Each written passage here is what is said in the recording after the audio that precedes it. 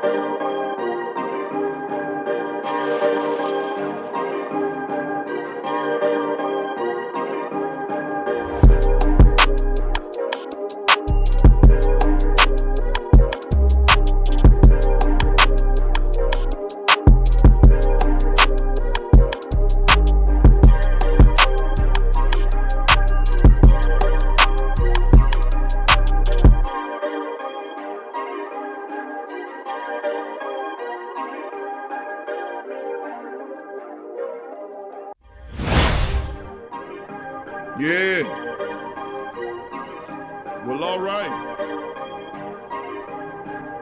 Like you always say, welcome, welcome, welcome. Number one sports talking D. We ain't like the Falcons, we won't blow the lead. Look, all we talk is who that, who got cut and who back. Rookies in the vets, players you should look at. It's the sports coma, you don't wanna miss it. Got the pre-game, party, post-game statistics. Get a visit from Sway, maybe DC or 5. It's the hottest thing smoking, Big Q and the guys. Go to YouTube Live, make sure you subscribe. Interviews inside the Saints locker room high. Talk to Drew, Jordan, Zach, Payton, New Orleans, who that nation.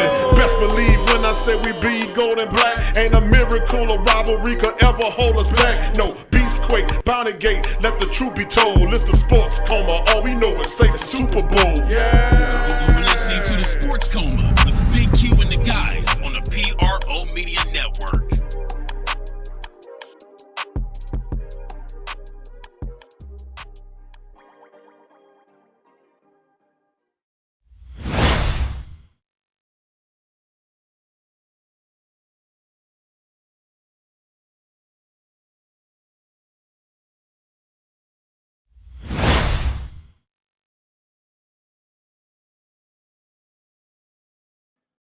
they need to do in order to be able to be a part of that and be inside the dome. So hopefully this is 3,000 on our way to many, many more.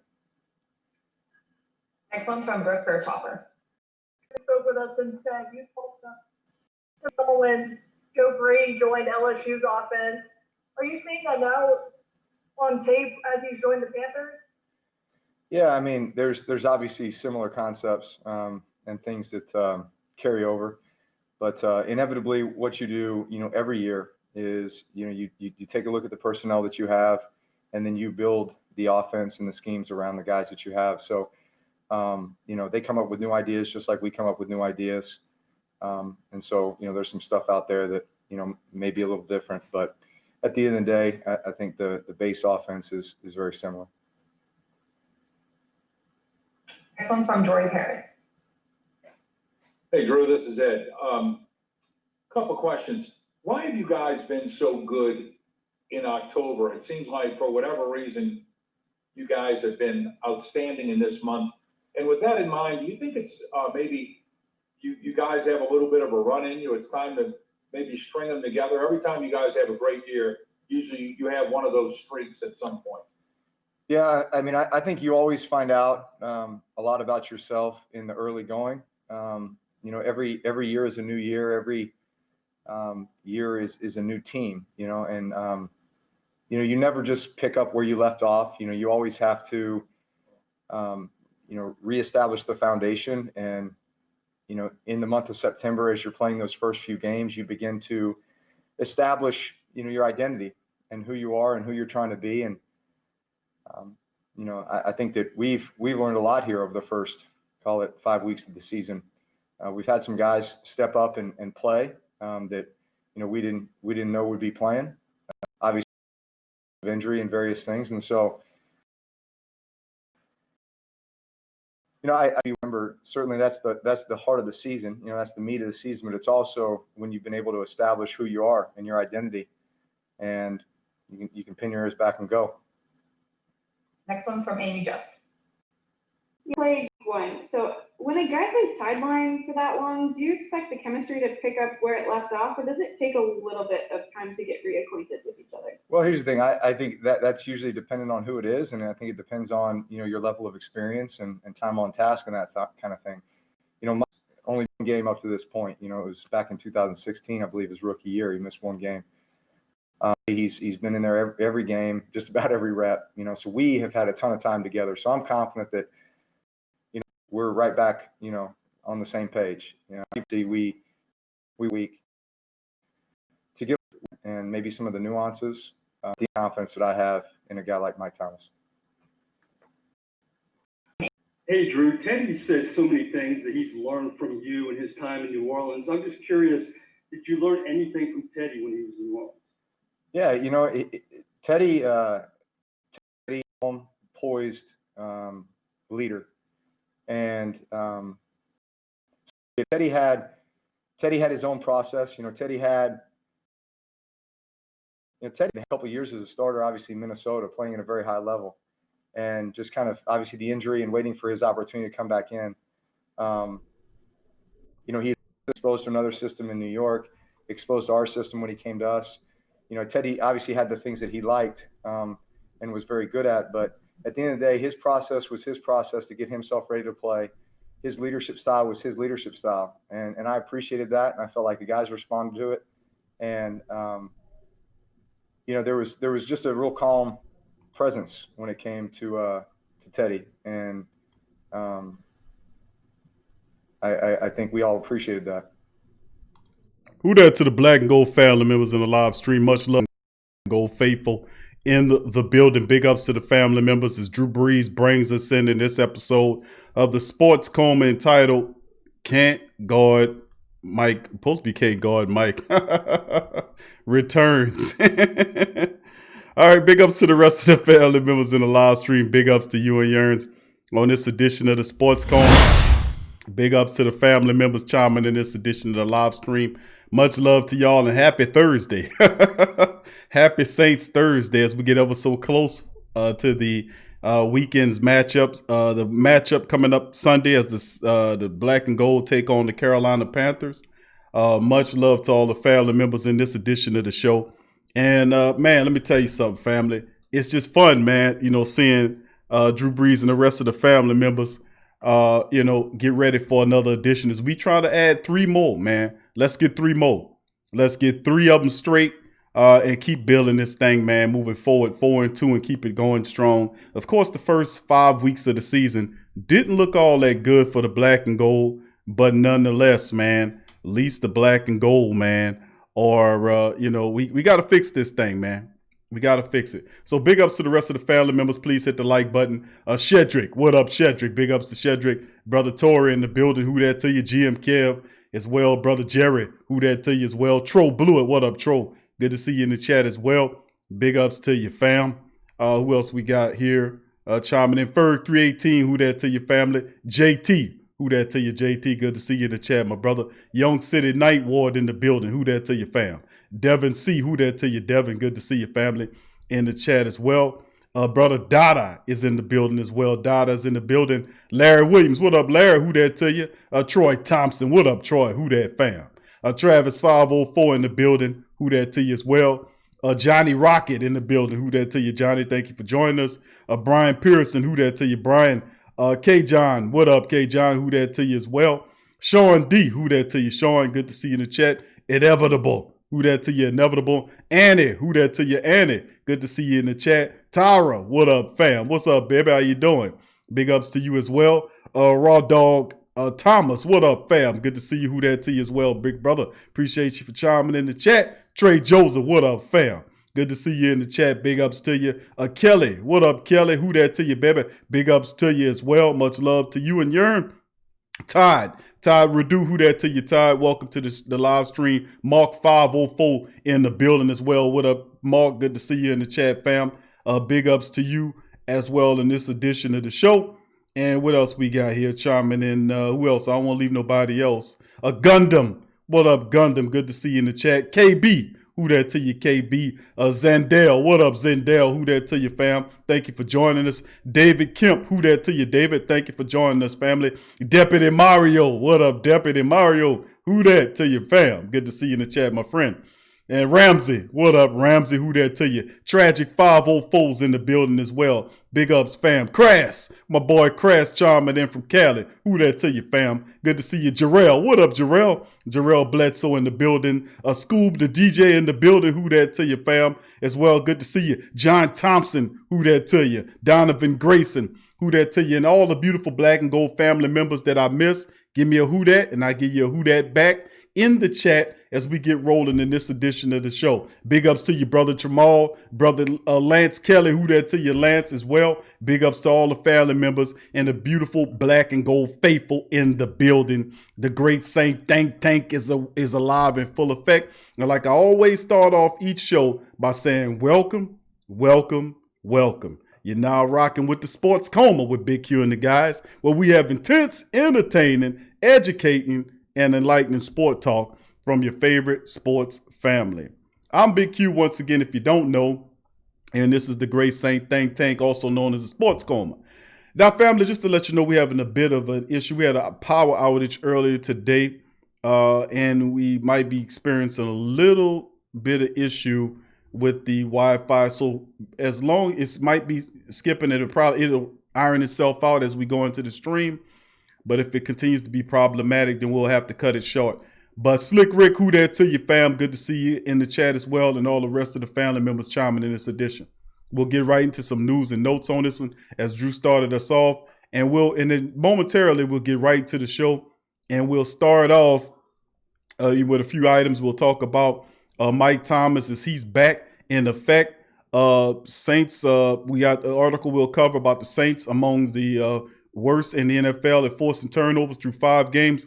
We'll cover the injury report as well. We'll talk about the injury, and then we'll talk about the article covering the mayor allowing 3,000 fans at the Panthers game. A lot of people are happy about that, and it's just what it is. But the reality is, if you take a look at what's been going on, I'll cover it in the show. Let's just say for those who missed it, what was it? Wednesday show? Well, yeah. We covered a little bit of it on Wednesday. Did we? I do so. Good grief. But anyway, for the family members, for those who missed, I'll go over that article about the mayor. So just give me just a second and we'll pull up our first one on the screen. So please hit the like button, family, as we move into the show. All right, now, family, here we go. All right, we're going to start off with the Saints injury report. That's right, we'll start it off with the Saints injury report, as 8 players were listed on the Wednesday's injury report for the black and gold coming up against the Carolina Panthers. Janoris Jenkins, good news is that brother Janoris is going to be fine. As you can see, his shoulder issue was a problem the last several weeks, but listen, he fully practiced today. That's a positive. Another positive on the injury report is the fact that Deontay Harris's hamstring is no longer an issue. Well, it's going to linger a bit. Hamstrings, they linger on, but he's on the plus side of things in that situation. He fully practiced. Justin Hardy, our special teams ace, is still ailing from his hamstring, was limited. Mike Thomas, who's been out, he was still limited as well with ankle and hamstring issues. Remember, it's an ankle, now it's a hamstring. Wow. But that's the deal. Mike Thomas, hamstring and ankle issues, was limited. Teron Armstead had a hand situation, did not practice. Nick Easton, concussion, did not practice. Fowler, shoulder, did not practice. And JT Gray, another special team ace with hamstring issues, did not practice. So these are what we're dealing with so far right now. And then, of course, we'll go on down to Carolina. Eli Apple, hamstring issues, fully practiced. And the rest of the guys, Trenton Cannon, neck, the running back, fully practiced. Mike Davis, who's been spectacular in loss of McCaffrey, had ankle issues, fully practiced. Deontay Jackson had a toe issue that one of their cornerbacks, he was limited. And, of course, they had defensive tackle Kerr, offensive lineman John Miller, and wide receiver Curtis Samuel, who's a bit of everything there, guy, had a knee and he was limited. So the Carolina Panthers dealing with their injuries. The Saints, on the other hand, are dealing with not too much. I mean, well, we got a few people. We'll see how it goes, and I expect things to open up as we get healthy. Of course, I covered the fact that Montgomery will be coming back off the IR, that he is back off the IR, and the Saints are getting, then you're looking at Kiko Alonso. That's a plus, depending on where he'll play or not. I just don't understand what the hell Kiko Alonso is going to do. I mean, you can't get Zach Bourne on the field, and then most of the time the Saints are playing in a modified nickel package with 2 linebackers. So, and he can't do that. He's a liability in the passing attack. He's speaking of Kiko Alonso. So I don't understand what the plan is going to be in terms of or how they're going to deal with that. We'll just have to wait and see. Sport Talk 365, who that to you, fam? Javier, who that to you? BR Fitted 225, who that to you as well, fam? Thanks for joining us in this edition of the Sports Coma as well. So that's the injury report, and it's a positive because a lot of the guys that we knew we would get back on this side of the bye, we are going to get back, and we are probably going to be the healthiest that we've been so far since the season started. We've getting these guys back at the right time. Notice Davenport's not on there or any of these other guys on there. So we're getting healthier right now. So that's a positive. Let's move on to the next discussion. Saints coach Sean Payton says wide receiver Mike Thomas' discipline is over. And this is this was Payton told people on Wednesday's teleconference. He wouldn't get into the discipline of the wideout, but noted that the punishment is over and the team's moving on. Thomas was scratched from the Week 5 win over the Chargers after he punched Chauncey Gardner-Johnson during the fight. And, of course, Chauncey punched him, too, and got the best of him, according to reports. Coming out of the Saints' bye, Payton said he does believe the star receiver is past the ankle injury that caused him to miss 3 games. We'll see. The ever non-committal Payton said of Thomas' availability this week. I think he's feeling better. We really don't get into injuries or predictions, so you guys will be first to know. Now, we do know that Mike did say when the NFL Network was interviewing Cam Jordan, he walked up from behind and said, "I'm playing this week. I'm back." So Mike said it, and he's going to be hard pressed to stop him from getting in there. Well, anyway, Thomas officially was listed as a limited participant in Wednesday practice with ankle and hamstring issues. We knew about the ankle, but hammy issues, that's something else. In just one game this season, Thomas had 3 catches for 17 yards, and he's raring to get back into the thick of things. At 3-2, New Orleans is 1 game behind Tampa, who's 4-2 in the win column. In the NFC South, Sunday, the Saints take on division opponent Carolina. And, of course, old Teddy Bridgewater, old two-glove Teddy. Getting Thomas back on the field would be a big boon for the Saints offense that struggled to stretch the seams, the go-to target. Emmanuel Sanders came on strong in week 5. Drew Brees continues to build a repartee.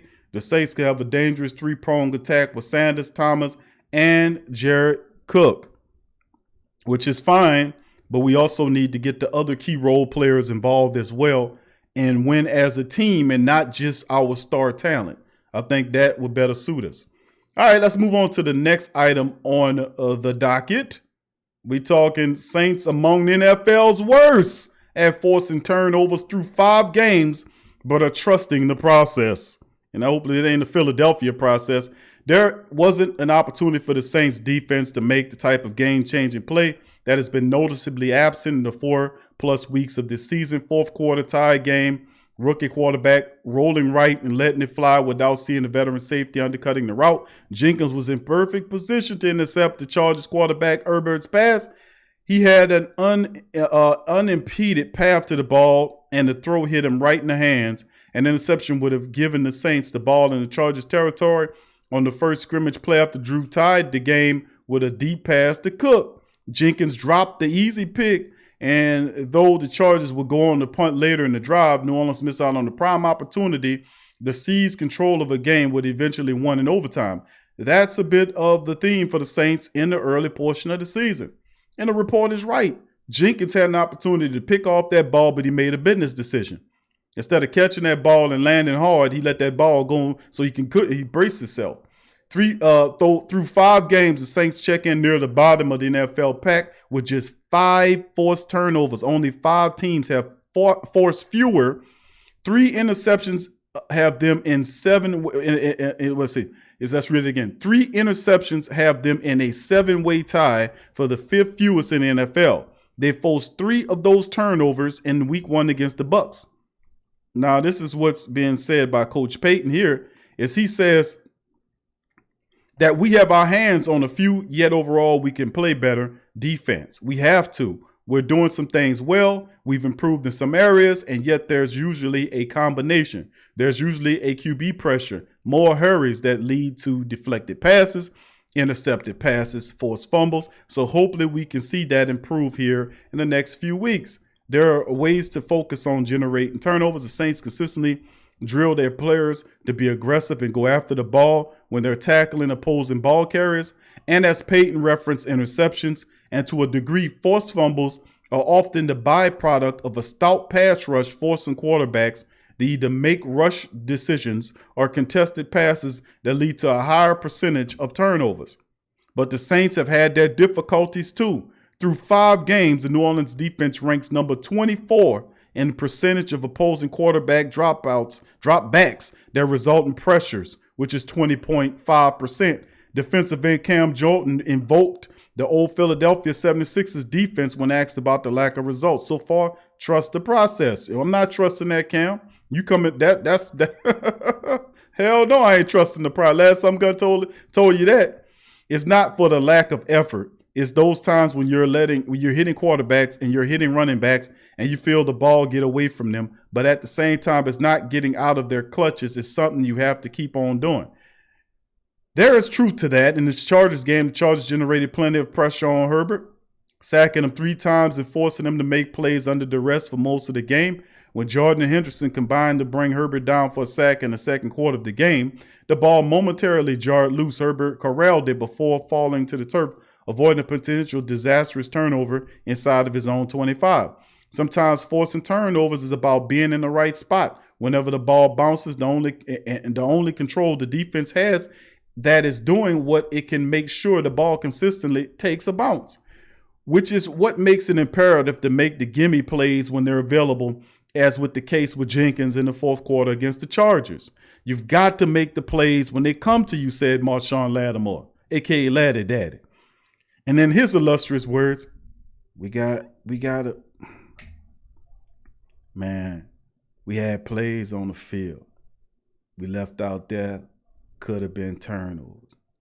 We just got to make the plays when they come to it, that's all.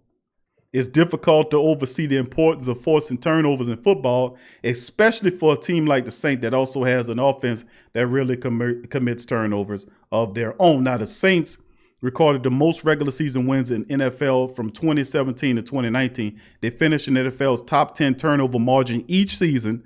10 of the top 11 teams in terms of the turnover margin last season made the playoffs. And the quote was, and this is from Cam, whenever they come in bunches. We've had a couple of opportunities to create turnovers that have not gone in our favor. And at the same time, there are going to be more opportunities we need to capitalize on. So the next 11 games is about capitalizing on each and every opportunity presented. Thank you for that, Cam. And I agree with Cam, and that's how it is. That's how it's got to be. The defense has got to get more turnovers, man, no doubt about it. And the offense has to run the ball and avoid stalling out and putting the defense on the field at disjointed levels. That is not balance, Coach Payton. That is not balance. Okay, let's keep on going. Next article here, Saints, right? We're going to talk about the Saints. And the mayor of New Orleans, Cantrell, made a compromise on 3,000 fans at the Panthers game. Now, a lot of people were happy about that. Saints Cantrell have reached a compromise to let 3,000 fans attend the weekend game against Carolina, and potentially more for subsequent home games, the team announced Tuesday. 3,000 tickets for season ticket holders will be available for Sunday's game, serving as the beginning of a phased-in approach for the fan attendance at the Mercedes-Benz Superdome.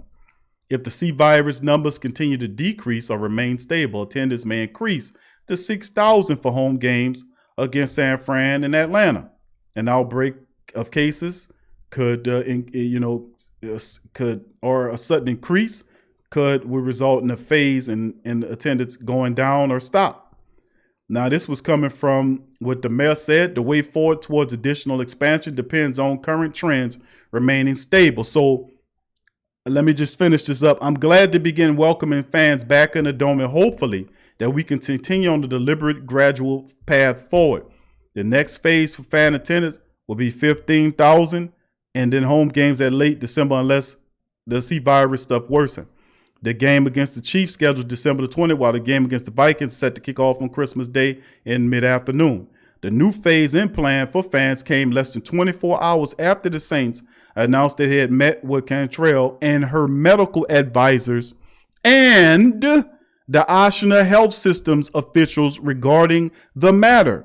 No consensus had been publicly reached that evening. So let's just imagine this. Let's just imagine this for a second, right? Let's picture this. Okay, you have the Saints in the building meeting with the mayor. They got the Oshner team and their top infectious disease expert for the Oshner Health Systems are there. The mayor has whoever she got, her advisors and her medical people there. All right. And it's a phased-in approach, so it's giving me the impression that they were monitoring the rates of what's going on with the C virus. Are we clear here?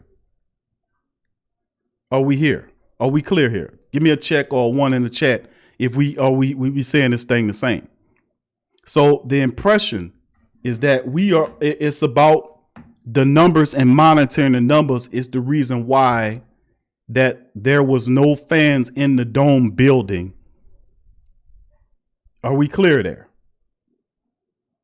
So that's my perception. Y'all let me know in the chat what y'all perception is, because we're going to span forward in this article and I'm going to give you some receiptage on some stuff. All right, let's keep it going. Saints, a 19 NFL team to welcome more than a token few fans back to games in some capacity. The others includes NFC South teams in Atlanta, Carolina, Tampa, as well as Arizona, Baltimore, Cincinnati, Cleveland, Dallas, Denver, Houston, Indianapolis, Jacksonville, Kansas City, Miami, Philadelphia, Pittsburgh, Tennessee, and Washington. So the reality is what I'm looking at is this. Cantrell said had been in a stalemate. Now her and the Saints been in a stalemate since before the season began. The Saints also pitched a plan on the 11th of August to Cantrell and Bell Edwards, who's the governor, that would have seen 74,294 seat Superdome at 35% capacity. But Edwards and Cantrell dismissed that plan. The Saints played the season opener. Edwards and the Saints all cleared the Superdome at a 25% capacity for week 3 against Green Bay.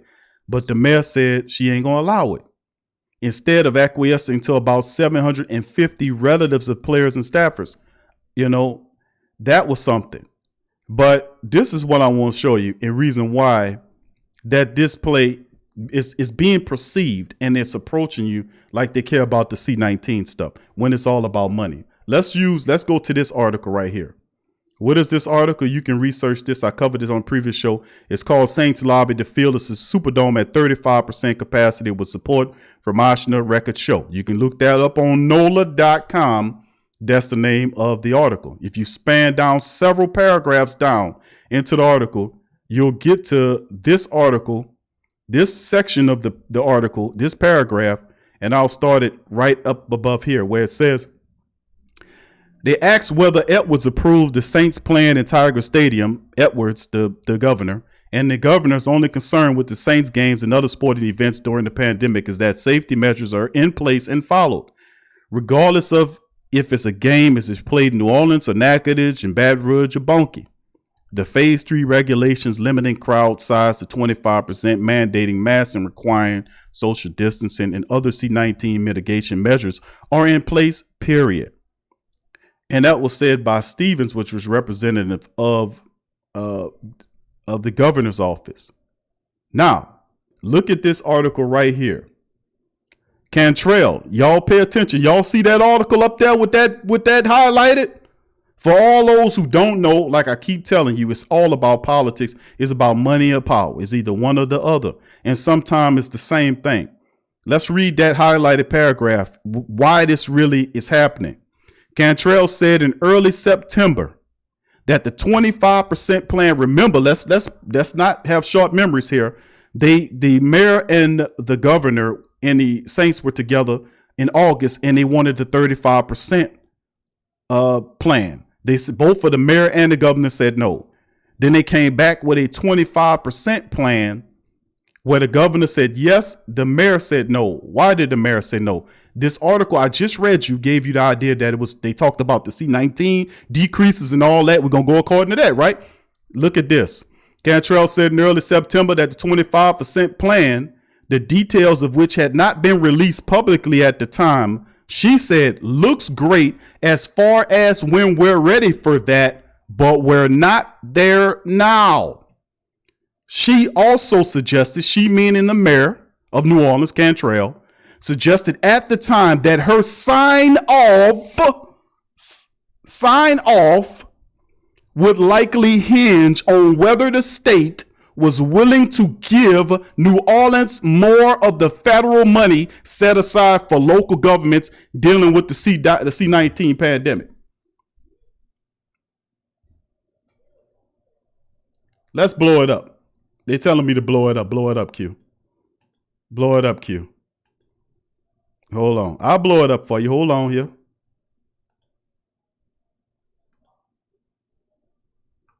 Hold on. I blew it up so bad. Hold on. I'll blow it up. Let me put it on screen for those who can see it. Hold on. All right. That's good right there. All right. I'll read it again. Now, ain't no excuses now. This is receipt in full. See, this is what I've been trying to tell you. I've been saying this for a while, man. I've been saying this for a while. Read it for yourself.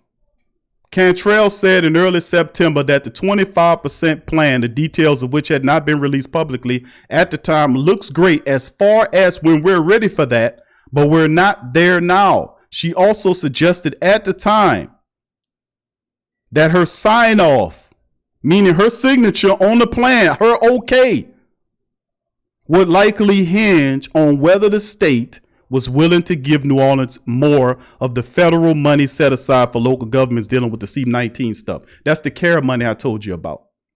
That's the CARE Act money. Remember how I broke this down when we did this, when it broke, what was that, last week?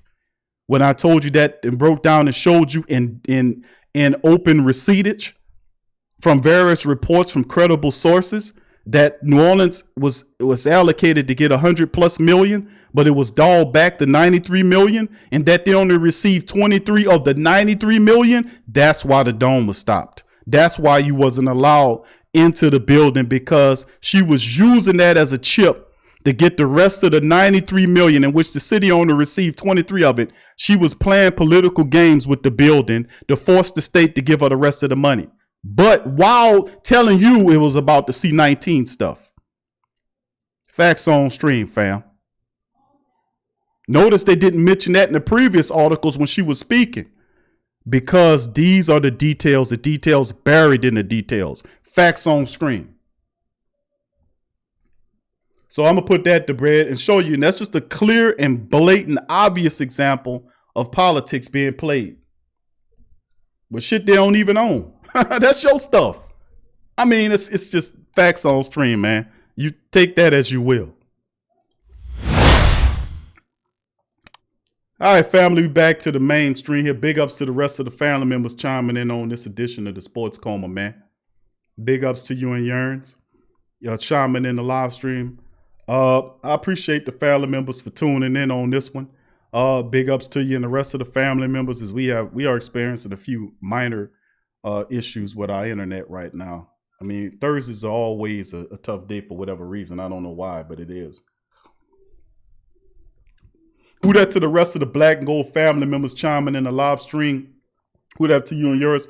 Roy, I see you, fam. Who that to you. Big ups to you, Roy, as well. Big ups to the rest of the family members on screen. Big ups to you. All right, Elsa Head. Big ups to you, fam. Elsa Head, good to see you in the chat as well, family. Big ups to you as well. Brandon, who that to you, Brandon? Good to see you in the chat as well. Big ups to you and the rest of the family members chiming in the live stream. Now, show and see who that. So now we see, you know, we talking about it. What I'm talking about, fam, Wednesday. I apologize. What I said Thursday? That's what happened when you do. That's what happened when you do so many shows. Wednesday, thank you. Who said that? Crass, thank you, bro. Oh, thank you, Cheryl. I'm sorry, family. I apologize, fam. Y'all know I be doing so many shows, man. Sometimes I lose the days. Oh my goodness. I'm sorry, family. But who that? Thank y'all, man. Thank y'all for getting me right on the days, man. I'm a whole day ahead. I was like, hold on, I missed the show. Oh man. It's terrible, man. Let me tell you what, man, right now. But family, let me tell you something, family. We've been dealing with a lot, man. You know, and as Saints fans, we keep it going, we keep it moving, we keep on improving, man. And that's what it is. You know, and then, you know, just to cover that, family, just to drop that on y'all about it on obviously J Survivor, who that? Lee Wood, what up, Lee? Good to see you as well, bro. Appreciate you.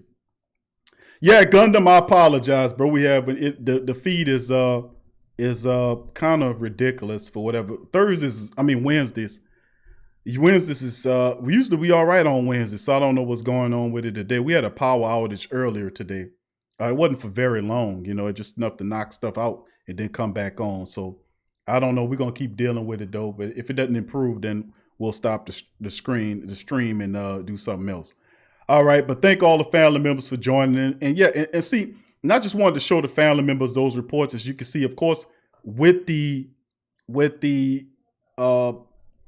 we're dealing with so much of the issues dealing with the injuries that's occurred. We coming back from that. We had a week off. Hopefully the Saints were able to iron out some wrinkles. We'll tell when they face off against the Carolina Panthers coming up on Friday. But it's a lot, man. It's a lot. It's a lot of stuff that they must do. And we had Bob Rose on from Sports Illustrated. And Bob dropped some good knowledge, man, especially about the secondary. A lot of the good stats that he was able to put out as well. You know, it was something else, man. You know, I'm telling you, it was something else. The way he dropped the facts and was talking about the team and stuff like that. So in the second, you know, in this next portion of the season, I want to see more. I want to see more from Ruiz, a couple of them rookies that we have.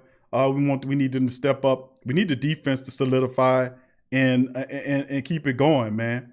You know, so we just keep doing what we need to do as a team and keep improving. The Saints have everything that they need in terms of, okay, we waited all this long. We wanted to bring in a veteran. Saints ain't bringing somebody that can help the defensive line, the pass rush. We stayed with him. Now Davenport's back. Trey Hendrickson has been playing well.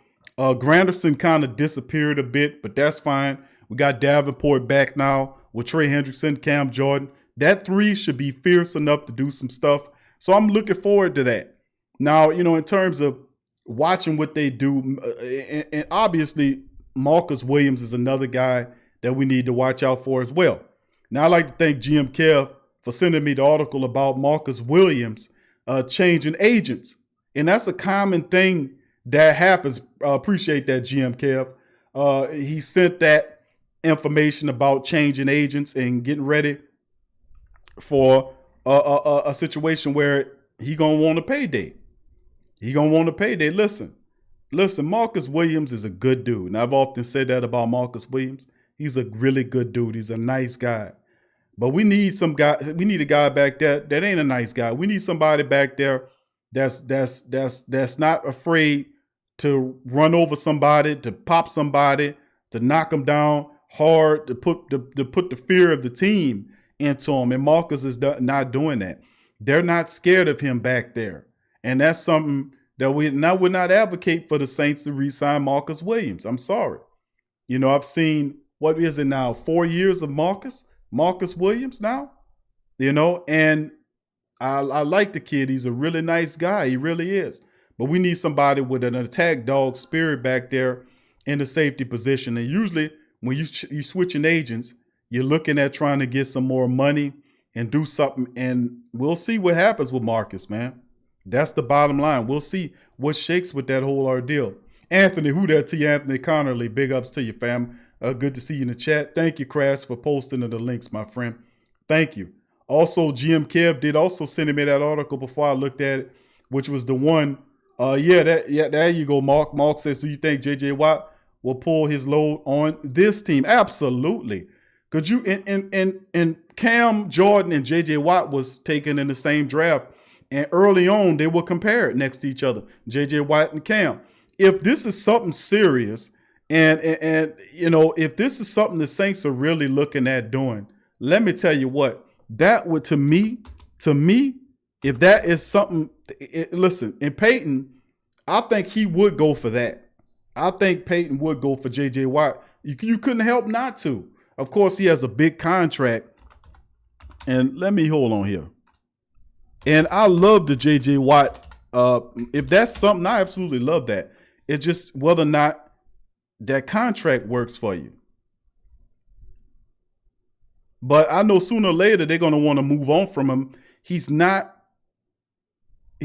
doing it's.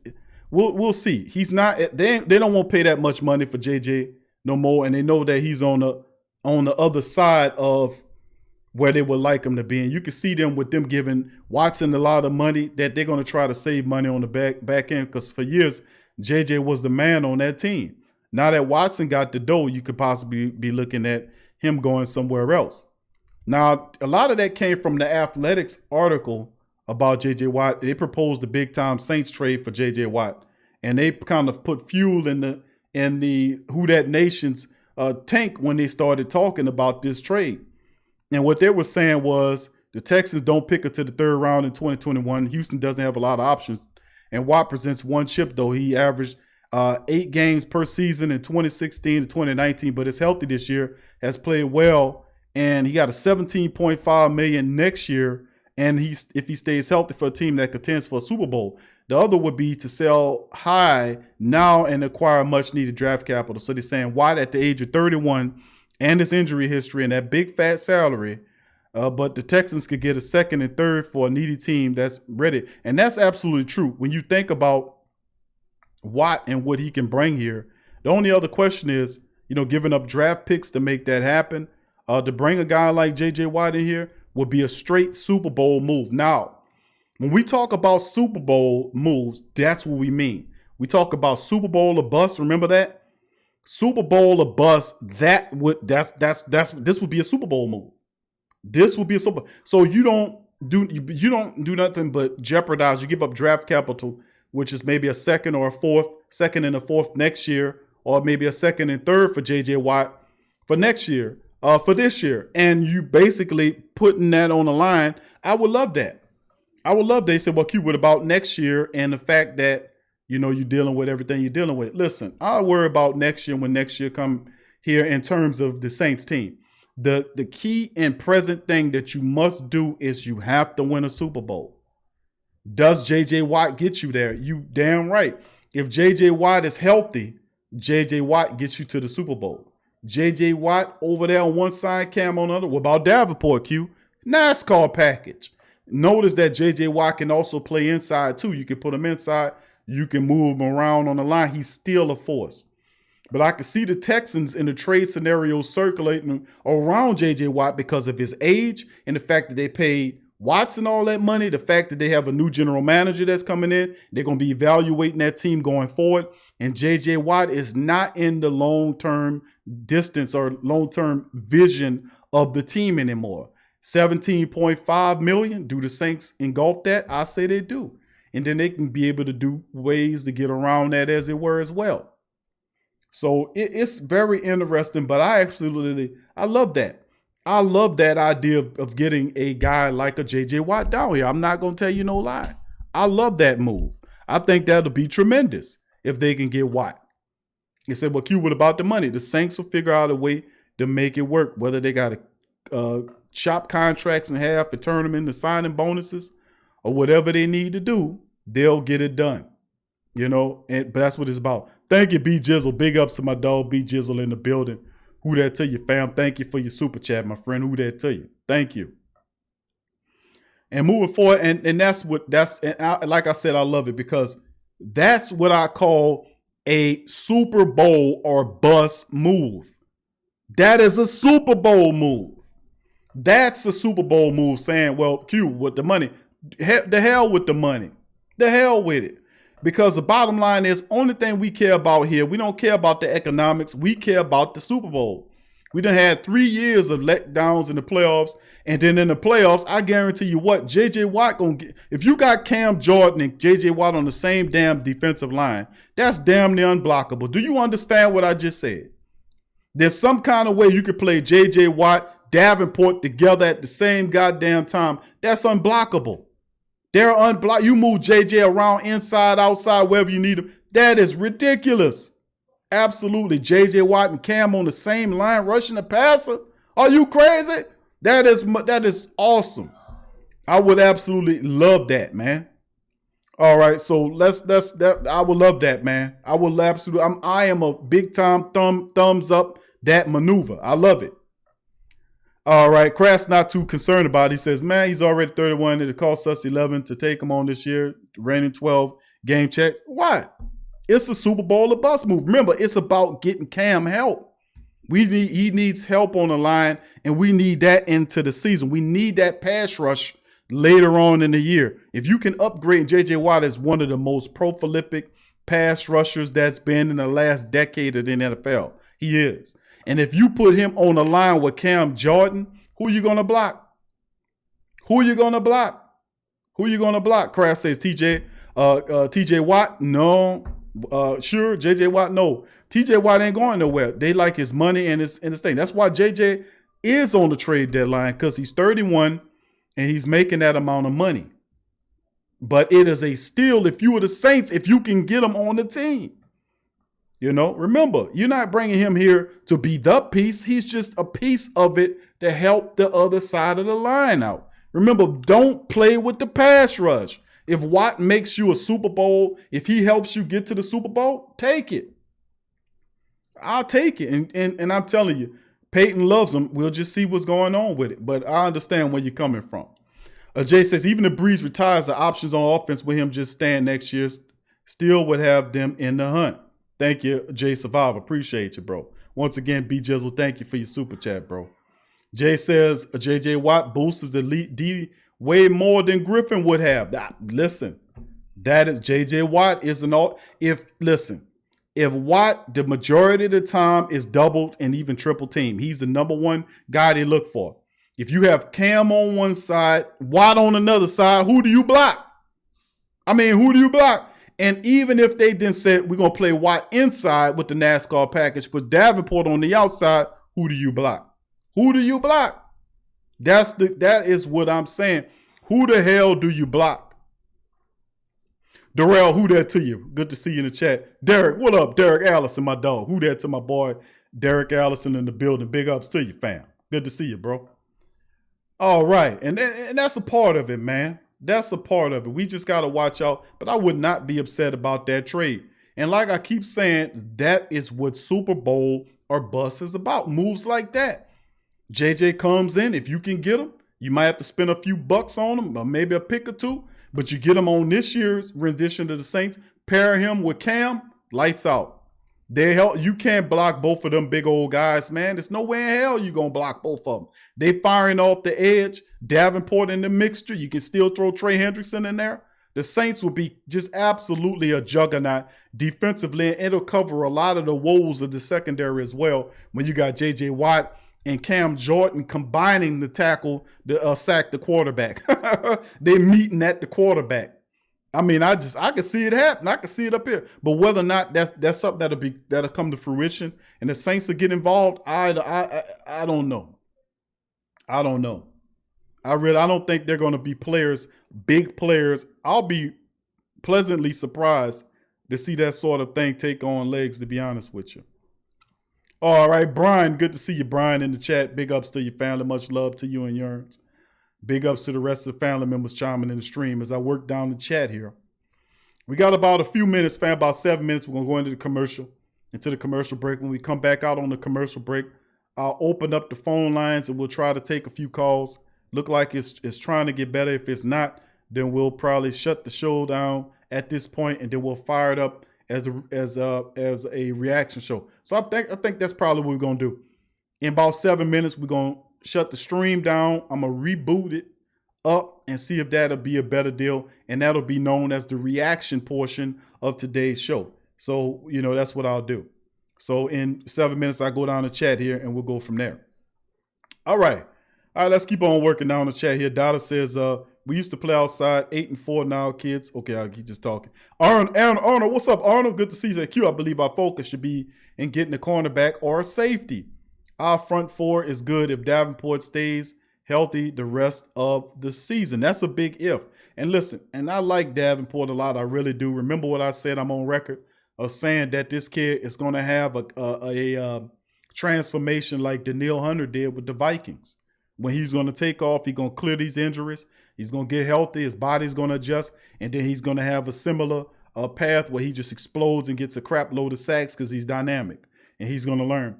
And I think a part of his stalling is the fact that he gets hurt and he's not on the field of play. So I'm on record for saying that about Davenport, being healthy for the rest of the season. Hopefully he got all the injuries out and that he will be here for the remaining portions of the season. You miss a month worth of season.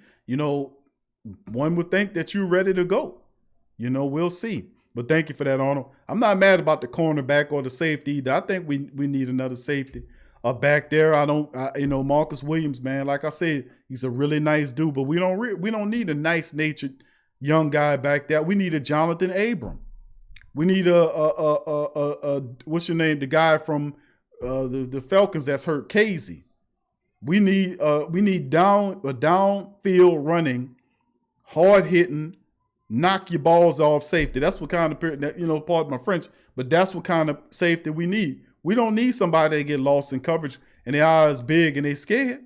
You've been here for 4 years and I'm looking at the face mask and you scared, man. You scared to make a hit. And you don't lay these guys out like you're supposed to. No, man, we don't need all that. I'm still tripping on the fact that the Saints, how you going to draft a safety that can't tackle? Or we'll teach them how to tackle. No.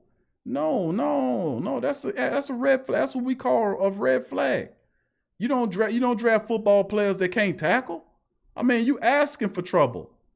We're gonna make him we're gonna put him back there and make him the last line of our defense, and then we wondering why we looking crazy with the Minnesota Miracle games. Man, come on, man. That was a foolish maneuver. But now you can fix it right, man. We need to fix that back there. All right, let's keep it going. Kai, who that to you? Kai the Great says JJ will be dope, but don't see the Saints making that move. But I do believe the Saints will make a move one way or another. Probably a great value good move. That's probably what it's going to be. I don't see the Saints making no needs because they don't see they have no problems. That's not on the team. You know? And listen, let me tell you all this before we go into the break here. You know, we had Bob Rose on a few shows ago. Y'all know that. And I was talking to Bob off show for those who hadn't heard me say this. But I was talking to him about Payton. And he said, yeah, Q, everything you've been saying about Payton is right. He said Payton he's in total control. And I would say that the way he deal with the reporters and how he handled the team is worse than Belichick. He told me worse than Belichick. And then I look at and say, well, Belichick got 5, 6 or whatever it is championships. I could see him being like that. If this guy ever won 4 or 5 championships, you would have to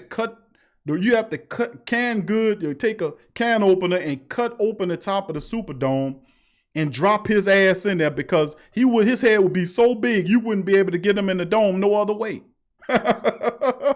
You would literally have to peel the damn roof back to put Sean Payton's big ass head inside of the Superdome if he ever won 3 or 4. Could you imagine?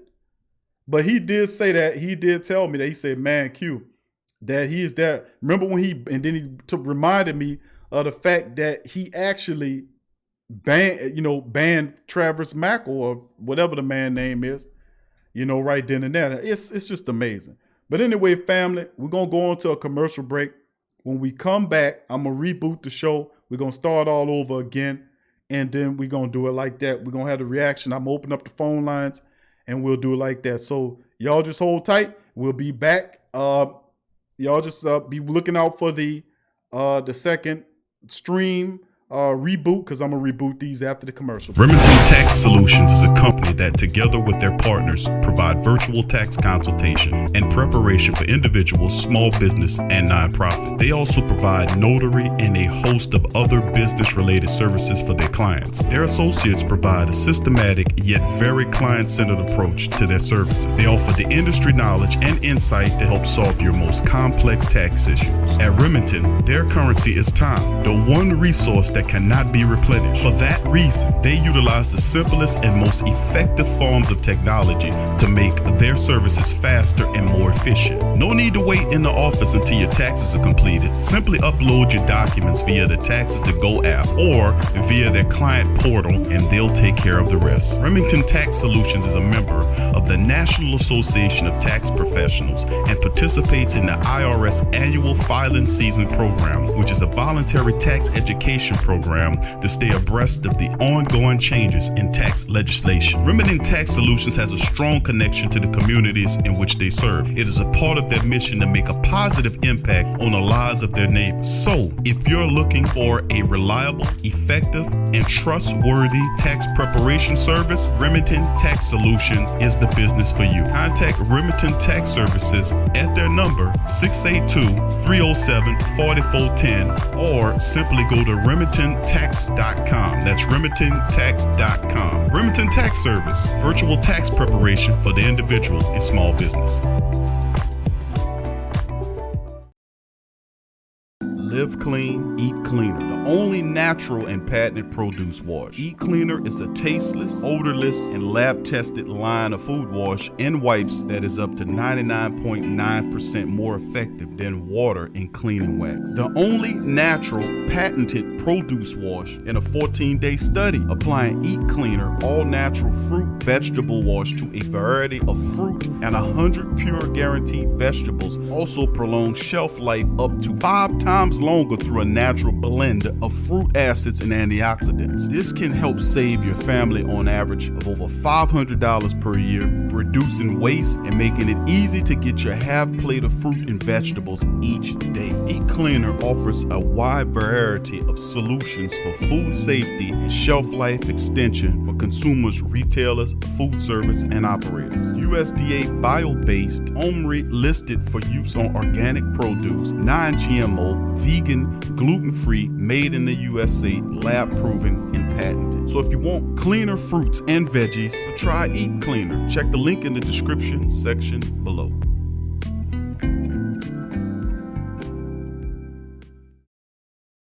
Tea is your escape. It's your opportunity to create a moment for stillness, for reflection, for yourself. It's your connection to a world of senses, flavors both exotic and familiar, energizing and relaxing. It's your retreat from an increasingly turbulent world. It's the perfect paradox of simplicity and complexity. Teabox.com connects tea to people, uniting the richest flavors of the finest teas with the curious, the cultivated, and the adventurous all over the world. The freshest tea you've ever tasted, from crop to cup. There's simply no simpler way to experience the wonderful complexity of tea. Teabox, packing up the freshness. Tea thrives on freshness, and so do they. Teabox temperature and humidity control facility ensure that tea is maintained. The teas themselves go into oblique bags with aluminum layers that protect them from excess moisture. And like with Teabox, shopping for fresh, loose leaf tea is easy because you make an informed purchase. You know exactly where your tea is coming from. So for the freshest teas in the world, check out Teabox.com. That's right, Teabox.com. Check the link in the description section below. Are you a boxing fan? Check out Ring Kings Boxing only on the PRO Media Network. The Kleins family has been getting people to go nuts for old nuts since 1995. As legends have it, a number of the Kleins friends who heard the idea said you can go nuts trying to name a store like that. In the excitement, the Kleins thought their friends said old nuts instead of go nuts and proceeded to throw caution to the wind. Old Nuts has over 2,000 items, bulk and wholesale prices of a whole lot of your favorite fruits, nuts, and confections. A selection of gift baskets for any budget, any occasion, and provides one of the best and impressively rated shopping experiences on the web. Fact is, between their selection, service, speed, or their online presence in the virtual mirror retail experience, they have developed an enviable client base that's comprised of personal and professional customers who count on their remarkable range of gift baskets. Think of gift basket, think about Old Nuts. Check them out, oldnuts.com. Check the link in the description section below.